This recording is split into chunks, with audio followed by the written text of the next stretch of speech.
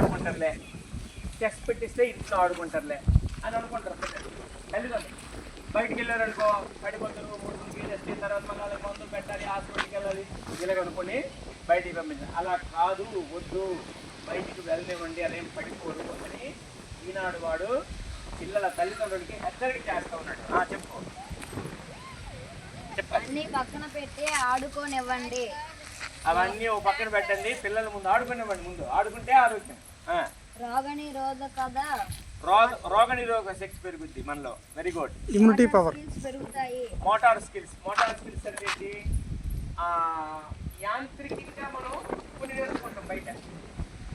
అర్థమైందా? స్నేహితులు వాళ్ళు జంపింగ్ చేస్తారు, మనము జంపింగ్ చేస్తాం. వాడు రన్నింగ్ చేస్తారు, మనము రన్నింగ్ చేస్తాం. లేకపోతే ఎస్కేప్ ఆట ఆడతారు, మనము ఎస్కేప్ ఆట ఆడతాం. ఇట్లాగనమాట రకరకాలుగా మనిషికి మైండ్లో మనిషికి ఒక స్కిల్ ఉంటుంది. ఆ స్కిల్స్ అన్ని మోటార్ స్కిల్స్కే వాళ్ళు అభివర్ణించారు.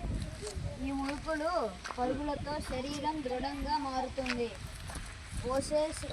ఒబేసిటీ కూడా రాదు. ఒబేసిటీ అంటే లావ్ అయిపోవడము, నడలేకపోవడము, ఇలా నడటము, ఇవన్నీ ఒబేసిటీ లక్షణాలు. నడలేదు పడు పాపం, బాగా తినేస్తాడు, పండుకుంటాడు. ఈ రెండింటి వల్ల ఒబేసిటీ అనేటటువంటి ఒక వ్యాధి వచ్చేస్తుంది. కాబట్టి చెప్పండి. ఈ రోజులు పరీక్షలు, మార్కుల ఒత్తిడితో ఉండి ఉంటారు. ఆరు బయట ఆట ఒత్తిడి ఆందోళన దూరం అవుతారు. అది ఆరు బయట ఆడుకుంటే ప్యాస్ అవుతామా లేదా, ఎప్పుడు రిజల్ట్ వస్తుందా, ఇలా మైండ్లో అవే ఉంటాయి. బయట నుంచి వచ్చిన తర్వాత ఎప్పుడైతే సెలవులు వచ్చాయో ఫ్రీగా ఆడుకుంటే మైండ్ ఫ్రీ అయిపోతుంది, హ్యాపీగా ఉంటారు, బాగా పెరుగుతారు, ఆరోగ్యంగా ఉంటారని పెద్దలు సూచిస్తూ ఉన్నారు. ముఖ్యంగా భిన్న వయసుల వాళ్ళతో ఆడతారు.